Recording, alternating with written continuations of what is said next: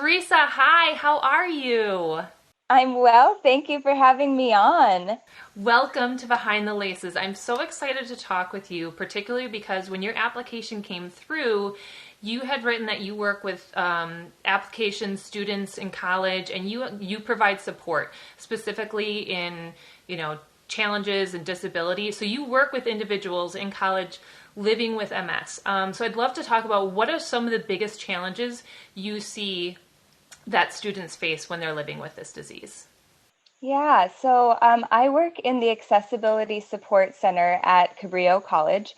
And so our job is to work with all different types of students with disabilities and make sure they have access to their education. So I think when it comes to students with MS, one of the hardest things is sort of the unknown. So students who have just been diagnosed thinking, can I make it through this 16-week semester? How am I going to fit in my treatments? How do I talk to my teachers about this?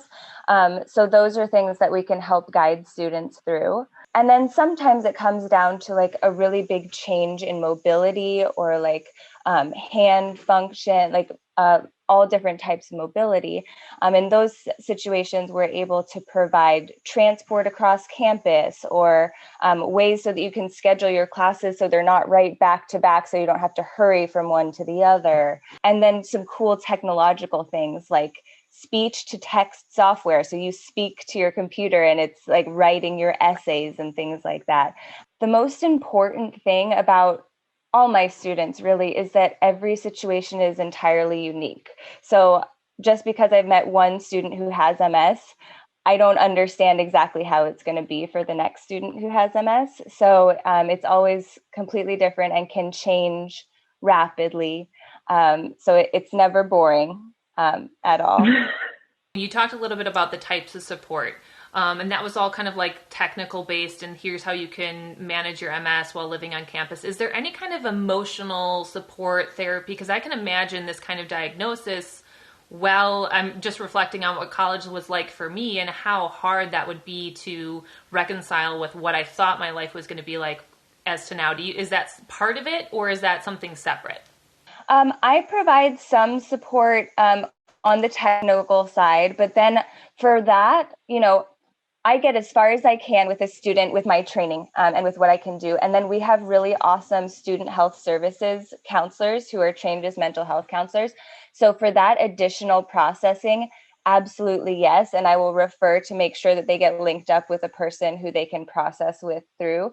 At my college, that's free to the student as long as you're enrolled. That's a service that's open to you. So absolutely, it's really important to wrap around in that way because there's so much ongoing processing to do as you're, adjusting to an MS diagnosis. Right. And having that support in the transition and just, like you said, honoring what this is, not only the how are you going to still accomplish your goals, because they can be accomplished for sure, and each case is different, but then also how are you supported emotionally, physically, mentally through this process? I think that's just beautiful. I can imagine that you feel a real sense of accomplishment in the people that you're able to help and the way that you're helping them transition into college life with this service. So thank you so much for, your work and providing that.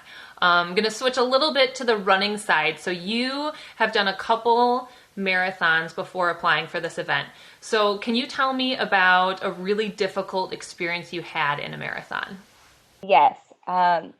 My first marathon was in San Francisco, and I was running with a buddy. We had decided that we were doing this together, which is great. And we had run across the bridge, beautiful, iconic, and we were running back across it. This is probably like mile 6 or 7.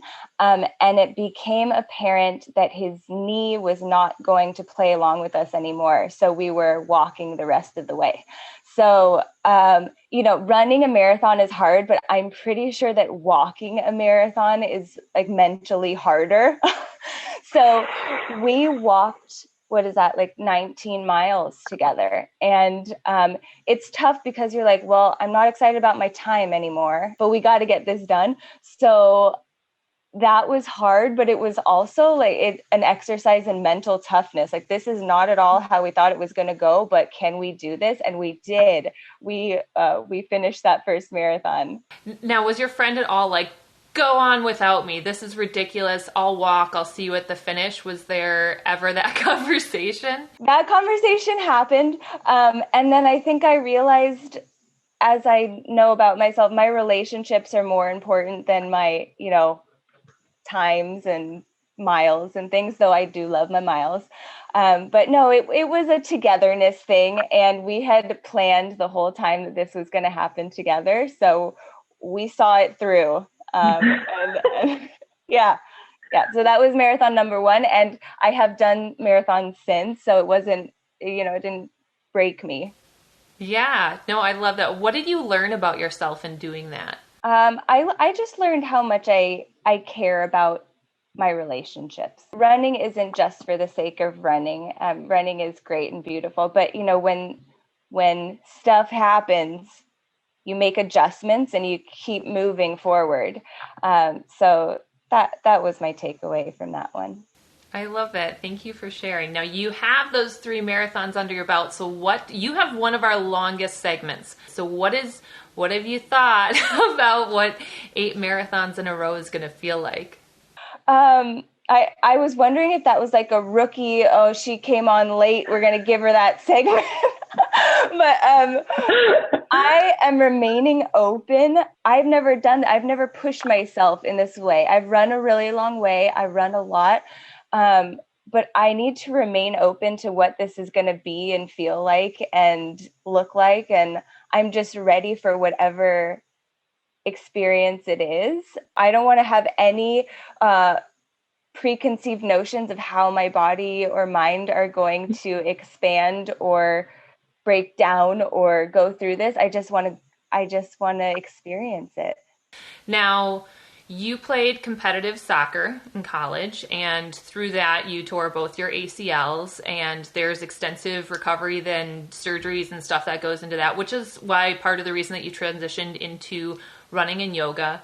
So a lot of people, or some people, think that running is bad for your knees. So how have you reasoned with doing this or doing a marathon period after having 2 knee surgeries?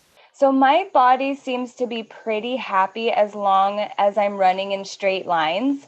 And I think one of the best things I've done for my body was, for my knees in particular, was sort of inadvertent. I switched to a plant-based diet like about a year, 2 or maybe 2 years ago, because my cholesterol was like through the roof, which I only knew because of blood donations. And I was like, whoa, could I please change this? And my doctor offered me a statin, and I was like, oh, thank you. No, thank you. I want to try to fix this by myself.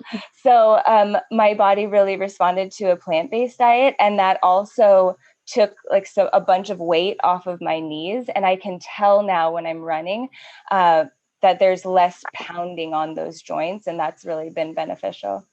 That's great. And I think that's so important too. I feel like when we take care of our bodies, it responds really well. And so I love that kind of like investigating into what your body is doing and how it's responding. And now you said that you can feel the cushion in your knees. What other ways do you listen to your body? I know you do yoga. How do you identify if something is off or something's on?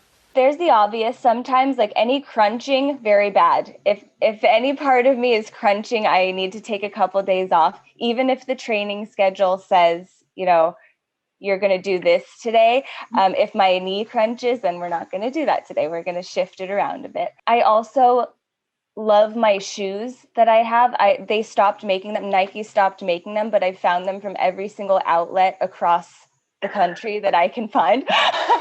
And I purchased all of them because you got to start with your foundation. And so I just make sure that that's on point. And the yoga, yes, it does help me to slow down, take a breather, listen to other parts of my body, because you can really focus on legs and knees and feet a lot in running, but it helps me to pay attention to I'm really tight around here for some reason.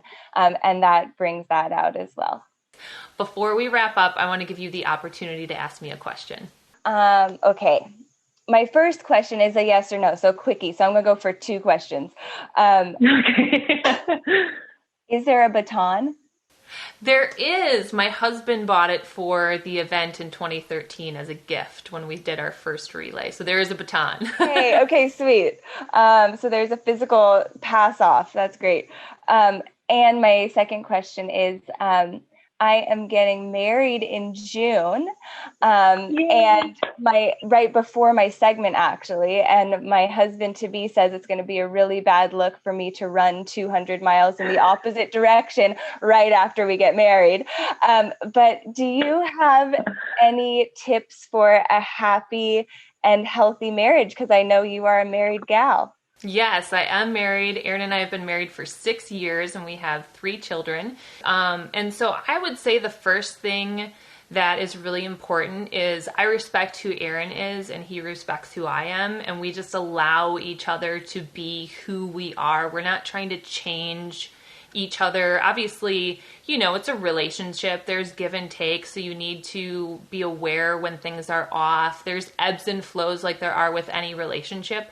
And I think just that centralizing point of I respect you, you respect me. Let's not try and change each other. We do have disagreements as everybody does in relationships. But when you respect someone, you're willing to come to that central point and just listen. It's not always easy, right? And it's not always perfect, but being open to listening who they are and just knowing I respect this person, I love them, their viewpoints are valid, and coming at it that way has been something that has helped us through the ebbs and flows and the very quick family that we've built in the 6 years. So that is my best that's my best marriage advice right now in my short 6 years of being married. Well, I am excited for you this summer. I'm excited for your marriage. I don't think it'll be an issue that you run 200 miles in the opposite direction. He's just letting you be you. But you have a very exciting summer ahead of you, and I'm just thank you for taking this time, and we'll see you this summer out on the road. Thank you, Ashley, and thank you for having me on the team. I can't wait. I'm Ashley Schneider, Executive Director of MS Run US. Thank you so much for watching our videos, and make sure to subscribe so you can get our latest uploads.